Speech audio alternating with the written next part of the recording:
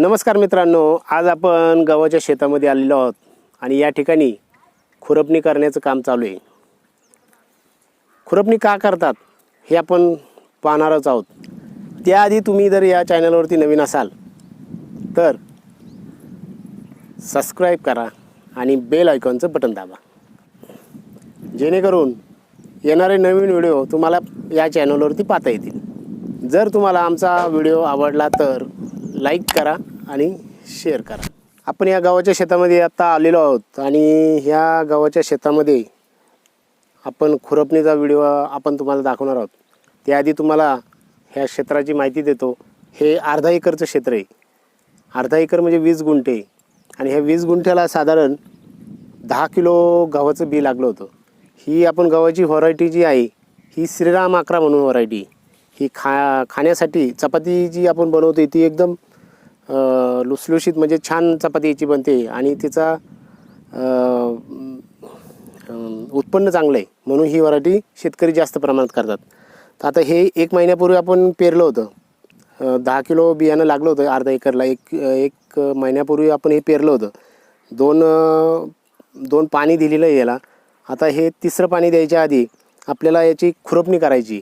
याच्यामध्ये खूप तण झाले मित्रांनो. हे तण खुरपण्यासाठी आपण खुरपणी करतोय याची. हे पहा मित्रांनो, हा गहू दिसतोय, हा गहू आहे आणि ह्या गव्हाच्या 2 लाईनमध्ये 9 इंचाचं अंतर आहे.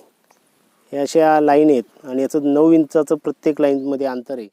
श्रीराम 11 व्हरायटी ही गव्हाची आपण पेरलेली आणि हे जे मध्ये तण दिसते पहा, हे तण आहे. हे तण काढलं तर हा गहू चांगला जोमाने वाढेल. हे जर तण काढलं नाही तर हे तण सर्व पीक मारून टाकल. म्हणून हे तण काढायचं काम आता ह्या ठिकाणी चालू आहे. त्याच्यासाठी आपण पारंपरिक महिलांच्या मार्फत खुरप्याने आपण हे तण काढत आहोत.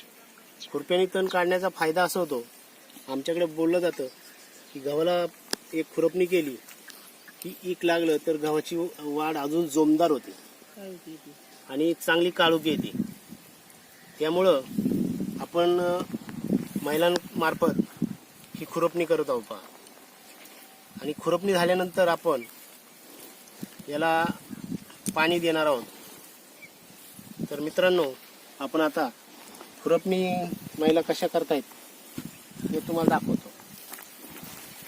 या तर मित्रांनो,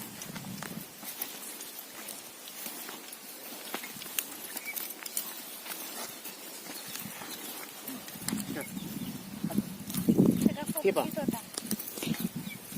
आता खुरप्यानी बरोबर त्या गव्हाच्या आजूबाजूनी पूर्ण तण काढलं जाते. हे लहान लहान जे तण दिसतंय ते पहा, हे तण असं खुरप्यानी पूर्ण काढलं जाते. हे तण आहे म्हणजे गवत आहे जे वेस्टेज आहे, त्याचा काही आपल्याला फायदा नाही.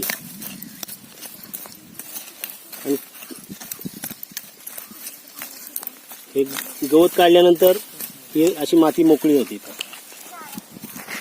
माती मोकळी झाल्यानंतर पाणी दिल्यानंतर ह्या पिकाला एकदम काळोखी येणार आहे आता आणि जोमाने हे पीक वाढणार आहे. अशा पद्धतीने आपल्याला खुरपणी करून घ्यावं लागणार आहे सर्व.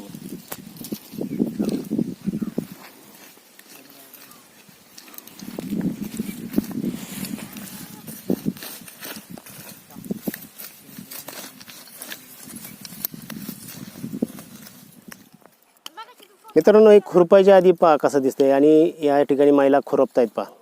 गवत काढतायत, छोटं छोटं जे तण आहे लहान जे नको असलेलं तण त्या काढतायत आणि काढल्यानंतर पाठीमागे पहा, पाठीमागे गहू कसा दिसतोय. एकदम भुसभुशीत रान तयार झाले मागे पहा.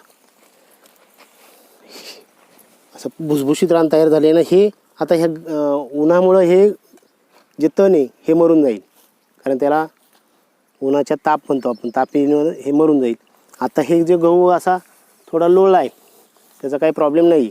आपण आता ह्या खुरपलेल्या रानाला NPK देणार आहोत. 10-26-26 वगैरे एक गोण या रानाला टाकल्यानंतर पाणी देणार आहोत आणि पाणी दिल्यानंतर तुम्हाला याची जोमदार वाढ पाहायला भेटेल.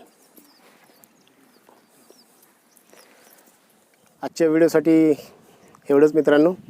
तुम्हाला हा व्हिडिओ आवडला असेल तर लाईक करा, शेअर करा आणि पुढील व्हिडिओ जे आम्ही दाखवणार आहोत ते पाहण्यासाठी आमच्या चॅनलला सबस्क्राईब करा. धन्यवाद मित्रांनो.